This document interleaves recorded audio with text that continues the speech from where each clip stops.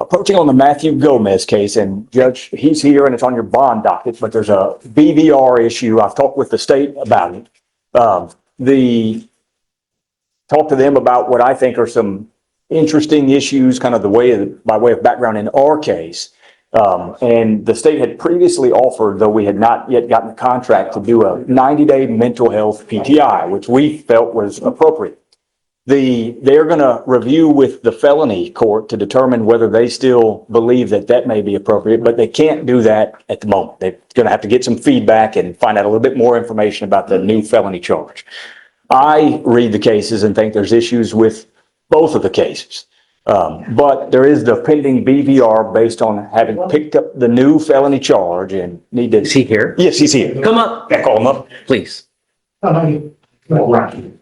And it's not really our issue to delve into, but I think there's issues with the way the police officers maybe made the stop in the new case. And If he's picked up a felony offense, I'm very upset. we understand. And Let me express my disappointment with you, Mr. Whoa, that's a judge laying down the hammer.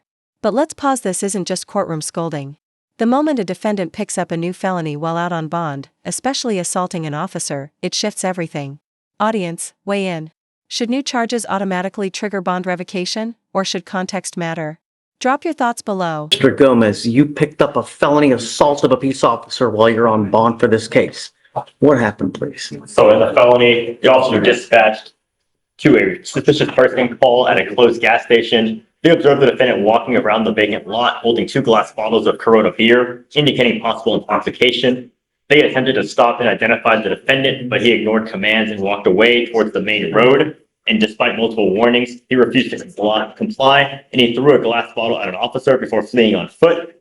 Officers pursued the defendant for half a mile before detaining him, and while being transferred between patrol units, the defendant had already moved his hand restraints to the front of his body, and the officer attempted to reposition the restraints behind him. That's when the defendant pulled away and struck the officer's left thumb with his elbow, causing pain, redness, and tenderness. And then the defendant attempted to flee again, but was taken to the ground.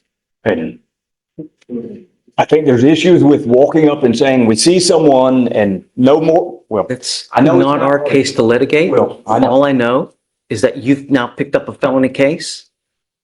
Where'd you going? I got to take him. Well, Judge, if we're going to be revoking him on that, then I do think it is our issue to delve into. And I think there's issues with the way he stopped. And, but if that's going to be the basis to revoke him, then this court doesn't.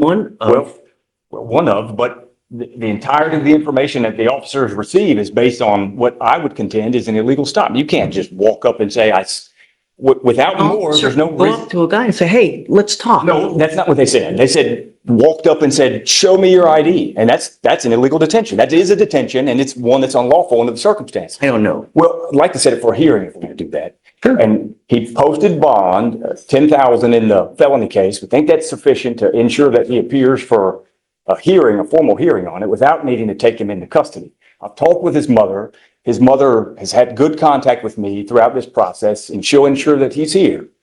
I think if we set it for early next week, then we can delve more into the felony case and figure out if the mental health, and I think the state can get an answer about whether mental health treatment is what's appropriate. We think it's appropriate, and even if you delve into the background of our case, the allegation is that he called the police himself and said, hey, I've got traffic tickets, come arrest me, come to my home and arrest me.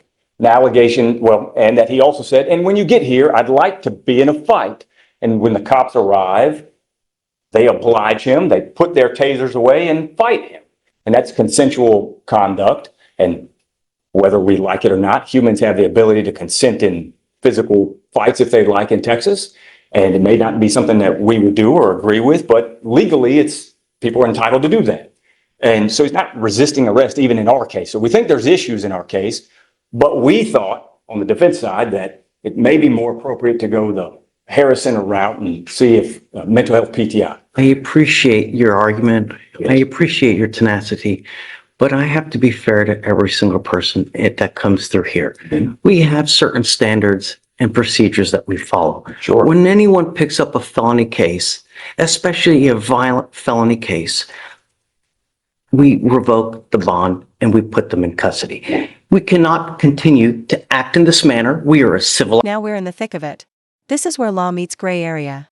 The defense is throwing the rules of evidence into the ring, essentially arguing, a charge isn't proof. Show us real evidence before locking him up again. And honestly, they have a point.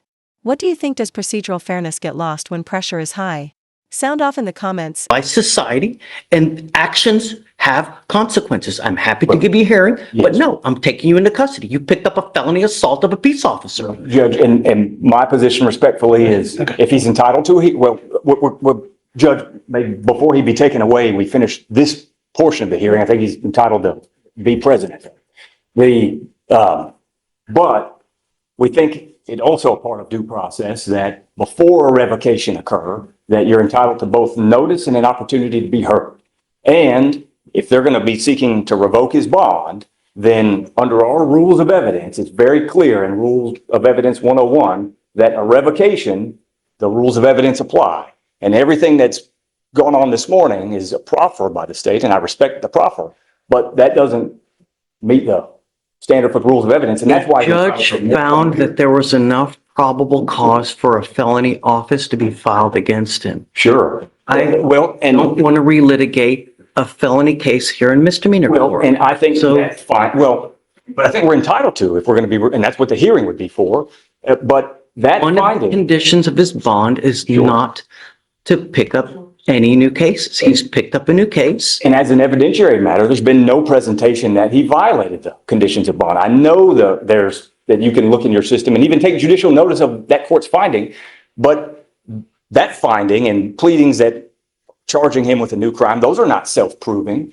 And if they're not self-proving, then there's no actual evidence that's been presented. And we'd be entitled to ask questions to prove up, for instance, that they illegally stopped him. There's no basis for that detention. And so respectfully, I'd like to say, Not going to relitigate the felony case. I'm not going to. You know, I respect your position, but I'm not going to. well, He violated a condition of his bond, says who? says a felony court magistrate that put on the case again, that He's entitled to be filed it. heard on that. And And he did in felony court. I don't believe that that's, He goes in front of a magistrate. He has a defense lawyer in the magistrate, you know, when they do the magistration. So he does. well, I think he's entitled to be heard here. If you're going to revoke his bond, I think he's entitled to be heard here. And that hasn't happened. And certainly hasn't happened in accordance with the rules of evidence. Yeah, I would just say that, just reiterate that a district court has found probable cause in this case. To say there's no evidence that he violated condition of bond is flat out wrong, because a district court judge has found probable cause on this new bond. She is picked up. And that's not self-proving. Otherwise, in trial, they could just come in and bring in that piece of paper that finds probable cause and submit that as evidence, and they can't. That's not evidence. Those are not self-proving findings. We're not in a trial here, Well, right? well, You know? no, I know it's This is not. just, we're having a bond hearing. Sure. He's violated the condition of his bond. I understand that you don't like it. I I don't- it's not that I appreciate don't your like it. tenacity, Disagree with you. and reasonable minds can differ, but he's picked up a felony case and there's a certain process that we follow. Well, and so we'd like a hearing on that. Yes, I will give you a hearing. Yes, but I'm taking him into custody because he's revoked and he's a danger to the community. I find by clear and convincing evidence, he refuses to comply with his conditions of bond. Goes with you. I'm sorry, Brian, but I mean, really, Well- every case, when they come in here and they pick up a new case, I it's respect, just especially a felony assault of a peace I officer, understand. you know? I just believe that it puts the cart before the horse to make the decision to revoke based on pleadings when case law is abundantly clear that pleadings themselves are not self-proving and that the rules of evidence apply in a revocation proceeding. It's in Rule of Evidence 101, I believe. And nothing that has taken place this morning has been in accordance with the rules of evidence. I understand the court's, I understand that as a historical matter, folks come in and proffer information and I proffer information and we don't do it from an evidentiary standpoint. And that may be what the hearing would serve to accomplish. And so if the court's position is after a hearing, you'll revisit the issue about whether to reach a final decision to revoke his bond or not, then we can respect that. Sure, happy to do it. Okay. And in the meantime, I guess I do need to request that the bond, a new bond be set in an amount that he can. Of course, yes. In the event that his family elects to get him out before the hearing. And in light of our What I discussion. normally do in these types of cases, I always set it at 5,001. Okay? If you reach out to the family and they have a problem, then we can talk about it. Well, and I'll let the court know, the bond was set at 40,000 in the felony case and reduced to 10,000 because the family doesn't have a bunch of resources. His mother had worked to get him out on bond on that case and is going to have to do the same here, but it's really money that's coming out of the mother's pocket. And so which my whole position was get him access to resources. Now we're diminishing resources, and I respect that, I understand, but it's the mother's resources, not his. And so, and the mother, and we knew that And I hope- this issue was coming up this morning, and he showed up. And that's part of the goal, is to ensure that he appears, and he did, and to ensure the safety of the community. And I think that part of the finding will address the hearing. But I've been, What do you want as far as the bond? well, I'd like it to be at 2,500. And Say, Stay with our rate for 5,000, 5,000. okay, when I have this kind of issue, I always split the puppy. So I'll set it at 3,750. Okay? If there's still an issue, come back and we can talk. yes. But there has to be a sufficient so that he understands, right? Well, and part of the discussion was, do you really get to that point of understanding if, for instance, the allegation, even underlying our case, is you call the police and say, come arrest me, I've got warrants, supposedly telling on yourself. But when you get here, I'd like to engage in a fight. And then they come and oblige him. I don't know that that's even resisting arrest. And so, Well, it seems like to me that he's just trying to take off the whole time. He's trying to physically, or he's evading the entire time. No, I think it's When case two. he throws something at that's the the felony officer. charge. I'm talking about our Oh, underlying. our case. Okay, I'm sorry. And I think probable cause had been heard before I even got appointed on that case. But I think even revisiting those facts, I've talked with the state at length over the course of settings. And my position is, if you invite someone to a fight and they say, sure, we'll engage in a fight, If you want to set this for a formal probable cause hearing on the resisting, I'm happy to do well, it. we may address it at the same time we do the bond hearing on the same case. If Happy to that's do it. appropriate. Absolutely. I'm always willing to revisit probable cause, Yeah, always, I know. at any time, whenever. So just if you want to set it for 3 days, we can have a formal probable cause hearing on the resisting. I'm happy to do it. It may give the state a chance to find out what felony's position would overall Right, be. and that's stated, but I don't want to litigate a felony. I wouldn't think that's proper. I understand they're entitled to a hearing, but a district court judge is not probable cause on this. I'm not going to be in a position to litigate the felony down. Right. Let's set it for 3 days, Yes. set it for the hearing. Let's do probable cause as well on the resisting, and then we'll come back and be ready. And then if you can show me that there's no probable cause, I'll find no probable cause, then we're done. Sure. That's it. I'm And I appreciate it as always, Jim. absolutely. Thank you. Thank you. Thank you. Brian, you have one more. Mr. Ladon, you were on bond for a terroristic threat. You've now picked up a criminal mischief. You were facing up to 6 months in jail and or a $2,000 fine.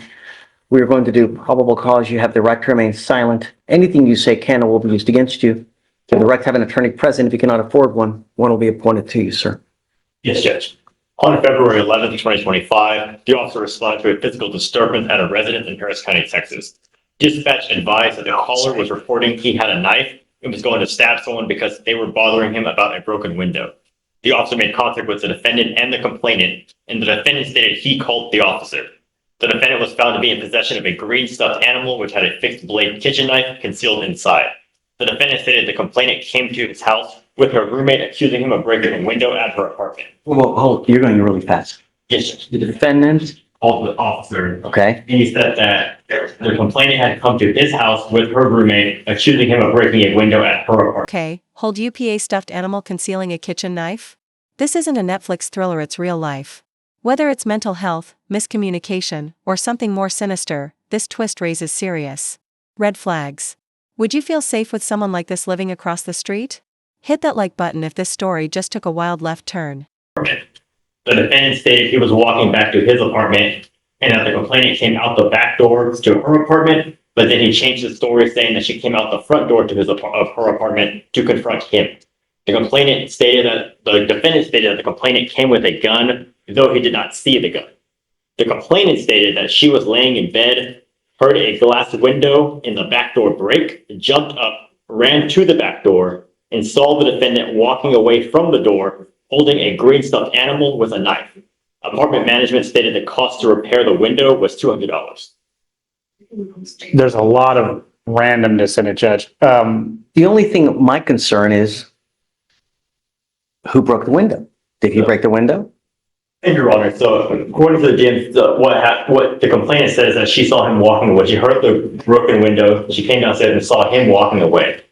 And then that's what we have in the DMs. And then I spoke with her yesterday as well. And she repeated the same thing, that he was the only one there when the window was broken. And that's what she said. She saw him outside the window door when it was broken. He's walking away. He actually calls the police because he's being harassed by this woman because she's saying that he broke a window. And I don't think there's any list of physical evidence like glass on him or anything, or in the whatever stuffed animal. At what point did the cops come and did they arrest him on the spot? What, do we have any other physical evidence? Do they? We have the two further, the complainant said that he was approximately 20 feet away from the back door when she saw him, and that the officer found the window to be shattered. And then the complainant showed the back door to her apartment. I mean, how do we know he did it? No one's saying that he did. I mean, no one saw, you know, it's. To be honest, just what we have is that the window was broken, and then she saw him outside at the time when she came downstairs to check on it. That's what we have. I get it. I Yes, get it. Judge. I don't think it's enough. However, the fact is, we're still having issues with the same complaining witness. I now have to take more drastic action to ensure nothing happens in the future. So now what I'm going to do is I'm putting an ankle monitor on it and I'm barring him from going within 500 feet of where she lives or where she works. Yes, Judge. Ankle monitor, just want to make sure it's ELM and not scram. Correct. Okay. Acid fees be waived. Okay. I'll add. How far do they Judge- live from each other, Alex? You know? Do you think that's in complex? It was described as across the street. But when I spoke to the complainant, she said that they do not live across the street, that he was staying at a friend's house. But he told officers that she lives across the street. So what I'm doing, Mr. Franklin, is I'm going to put a monitor on your ankle and there is a radius of where you cannot go where this person lives or works. And I mean, we may have issues with bond conditions as it is, because if I ordered him not to have weapons on the terroristic threat and they show me that, or they prove to me that you have weapons, I'm going to put your butt in jail. So maybe we should have a formal bond hearing to see if in fact you can prove that he has a weapon. Yeah, Judge. So I have some hesitancy about everything, Judge, mostly because my client's orange sheet is quite extensive. So the jail has diagnosed multiple mental illnesses. I'm trying to track down his competency because I was appointed, I think, December. So there's been prior competency motions. I'm trying to get the reports from them, which is difficult because I forget what agency does the mental health evaluations. They're saying that they don't exist. So I'm trying to find his mental health records, Judge. It sounds to me like it's bipolar schizophrenia or schizoaffective.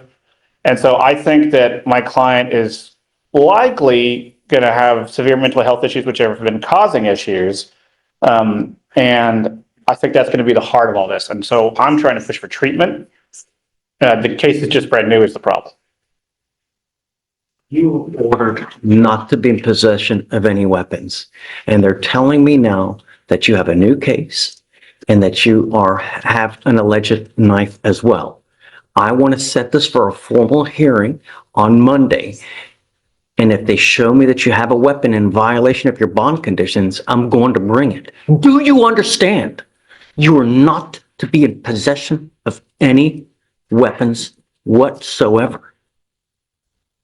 Get a hold of your witnesses. Yes, Judge. Get a hold of the cop. Yes. Let's have a formal hearing on Monday to show me whether he's in possession of a weapon or not. Yes, Judge. Yes, Judge. In the meantime, like I said, if I find that you become a danger to my community, it's really not going to go well for you. Do you understand, Mr. Franklin? There is no excuse. You will get this ankle monitor today, and you're not to go within 500 feet of where this complaining witness lives or works. If I can politely ask, Judge, that we reset for more than Monday, only because this case is new enough that there's literally no offense report, so I don't know officers' names or. Case. So the new case, the criminal mischief, which will be the allegation for the motion to. Find no probable cause in the criminal mischief. Well, but the problem is, Your Honor, is that it's on the criminal mischief that we have the officer that saw the alleged knife. So we'd have to get in contact. We don't have the OR. We have the name. I could reach out, but we don't have the OR to give defense. So they can review it. And So the allegation is, and it's, we don't have an OR, so we're reading DIMS. So the allegation sounds like the officer saw a knife, or maybe the CW saw a knife. It's unclear. To me, it sounded like both saw a knife. And so that's why. I don't know So, if I anybody mean, did. I guess I'll give you a full week. You know, that should be sufficient for you to get an OR, Yes, get in sir. contact with both witnesses. just to clarify for both parties here, the officer is the one that said when he contacted him, he found the defendant in possession of the knife. Okay, let's have a hearing. Yes, Judge. Get this guy over here. If you need to subpoena him, do it. So that in today's Wednesday, we'll have a hearing next Wednesday. Thank you, Judge. All right. Good morning. Hey, How are you? hey, buddy. If you're banging on the door, you got to be careful because you break something, you're gonna catch another charge. So be on those windows because they break very easily. All right. So you were Michael Jones. Mr. Jones, we're talking about you, so that's why I wanted to bring you out. It's only fair that you get to hear what's going on with your case.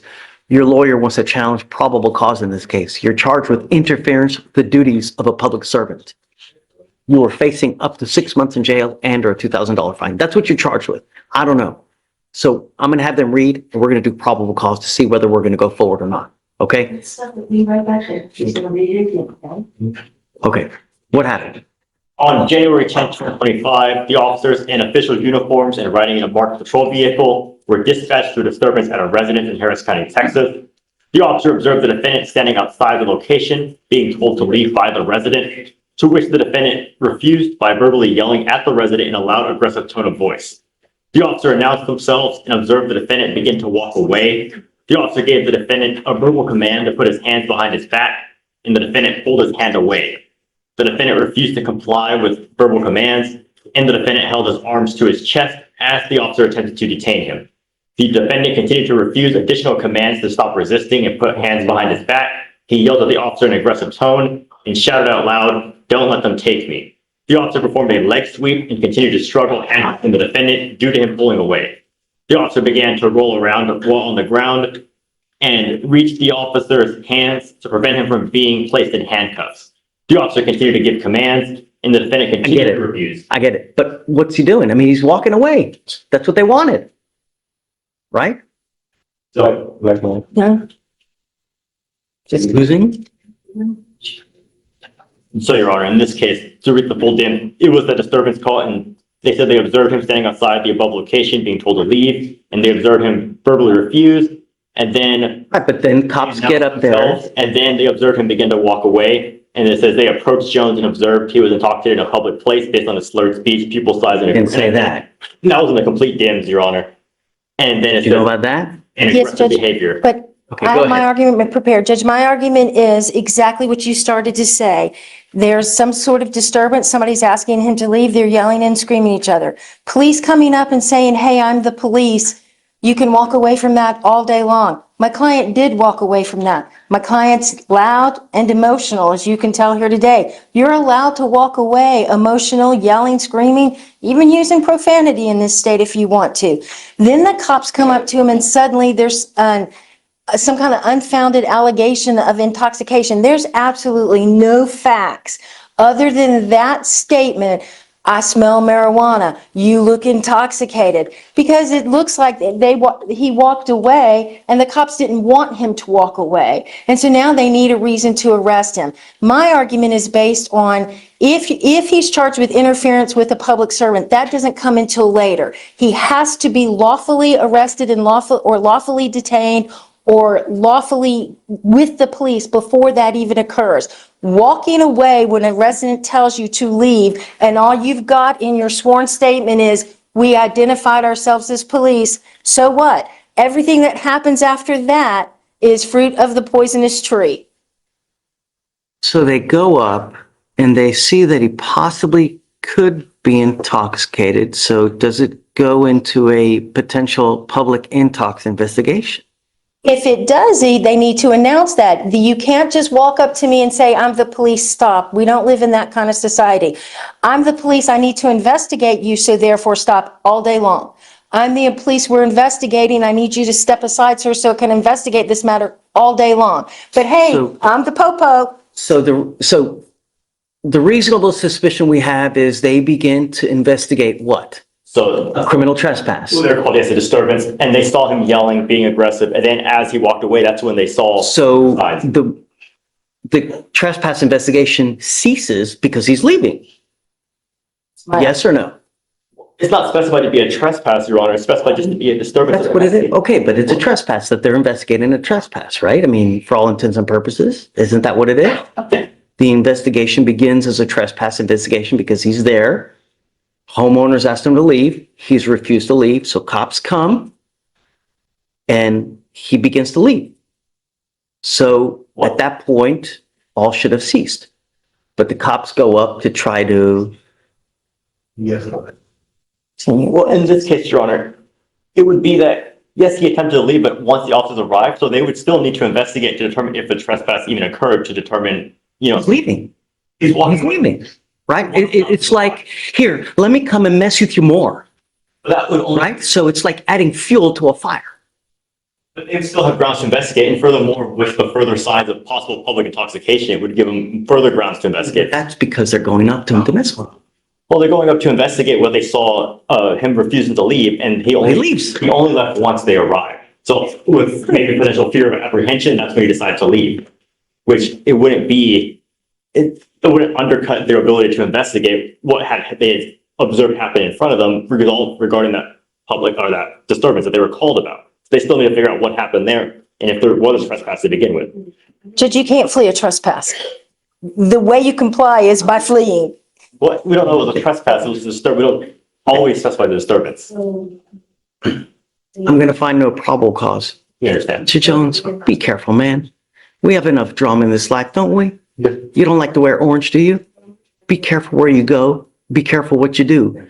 Everyone's always out to get you, man. Don't let them. All right, man. Good luck. Thank you. Unless you. Mr. Jefferson. Mr. Jefferson, you're charged with 2 cases. You're charged with harassment. You're also charged with terroristic threat of a family or household member. On the terroristic threat, you're facing up to a year in jail and or a $4,000 fine. On the harassment, you're facing up to 6 months in jail and or a $2,000 fine. We are going to do probable cause. You have the right to remain silent. Anything you say can or will be used against you. You have the right to have an attorney present. If you cannot afford one, one will be appointed to you, sir. Okay, pause on which one, Your Honor. Are they one and the same? They're not out of the same transaction, Your Honor. Okay. I guess start on the harassment, which is the earlier one. Yes, Judge. On October 15th, 2024, the officer met with the complainant at her residence in Harris County, Texas, regarding a terroristic threat call. The complainant advised the defendant is her ex-boyfriend, who she was living with until April 2024, when she decided to move out. The complainant stated she received a photo of the defendant with a firearm to his head, and after the complainant blocked the defendant, she started receiving multiple emails from him asking for half the rent. When the complainant refused, the defendant sent her a message via email saying, "If I lose this place, I have nothing to lose after that, so I'll be sure to put you there, and that I promise." The complainant went to work and she advised the defendant was at her job and refused to leave despite her request and stayed outside in his motor vehicle. And then, would you like to hear this? So the harassment is the text, I'm assuming? The harassment is the multiple emails, including the message via email saying that the threat. Okay. All right, go for the terroristic threat. Same complaining witness? Check, Your Honor. Yes, Judge. Okay. So for the terroristic threat, on January 2nd, 2025, the officer was dispatched to the residence in Harris County, Texas, in reference to a terroristic threat call. The officer met with the complainant, who stated the defendant messaged her stating she paid her portion of the light bill and the complainant needed to come and pay the other portion. The defendant messaged her twice on TikTok saying the same thing, and the complainant stated via TikTok, "If the bill was not paid by the 4th, there will be problems." The complainant received additional messages from a TikTok account with the username "account not found," meaning the account was deleted or disabled, and the account stated, "I tried to be respectful, I promise you, If it is not paid, I will put your social security number and personal information on the internet and I will shoot up that house, starting with your bedroom. The complainant stated she is in fear for her life. Is there any kind of immediacy to this thing? Do the covers, man. The stickers. Stems. Your Honor, he specified that prior that if it's not paid by the 4th, there will be problems. And then he's again repeating that state, if it's not paid, that he will shoot up the house. The threat would be, I will shoot up the house. There's no contingency in a terroristic threat. It's a threat. Here, you have an act that's contingent on something else, right? That's not, no. All right, so Mr. Jefferson, I'm going to find there's no probable cause on terroristic threat. However, I am going to find that there's probable cause to go forward on harassment. I'm ordering you as a condition of your bond not to have any contact with the complaining witness in this case. Do you understand? Yes. You are also not to be in possession of weapons. If I find that you become a danger to our community, I have one place for you. I will revoke your bond, put you in jail, no more PR bonds. You missed court yesterday. We issued a warrant. I will reinstate your bond today, but this is the only get out of jail free card you get. You miss court again, I will revoke your bond, no more. Do you understand? Sorry. It is your responsibility to know when to come to court and when to show up. We have given you a lawyer. It is also your responsibility to stay in touch with the lawyer. If he tells me he can't get a hold of you because you're ducking and dodging, likewise, I have one place for you. Do you understand? Sorry. So can you file no contact, no weapons, please? Yes, Judge. On the harassment. Yes, Judge. So what we're going to do now is I'm going to have you sign a reset with Victoria. We'll have you take a seat in the jury box. Do not leave until you sign our bond conditions, then we'll wait for your lawyer to show up. Judge is approaching again on Mr. Jefferson. The state is asking for his next appearance to be required so they can serve him with a civil protective order out of the 280th. I would ask for his appearance to How's be. that going to work? Yeah, so, Your Honor, in this case, the complainant through our office is applying for a protective order.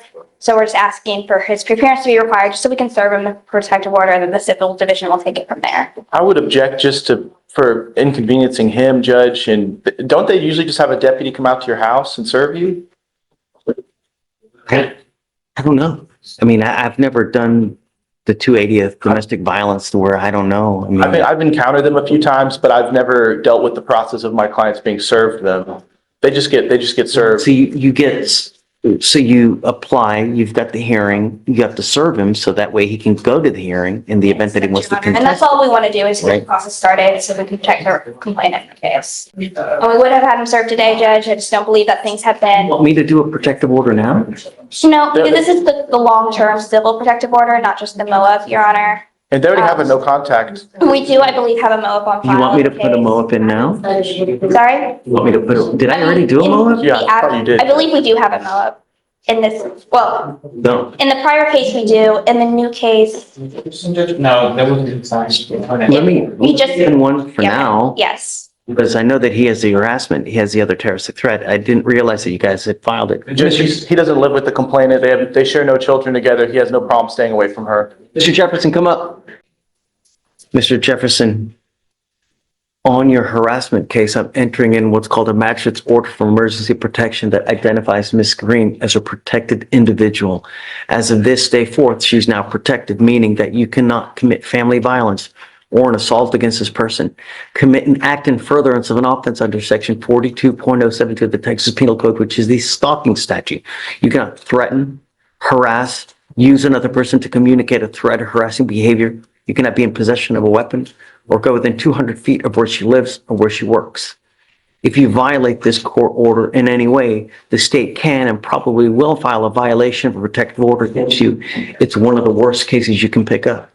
Do you understand? Yes, sir. So I'm going to have you sign this now. The state's asking me to have you come back so you can be served, but I don't do that in any case. And I don't want to show preferential treatment for you guys, you know, like I would show preferential treatment to them, because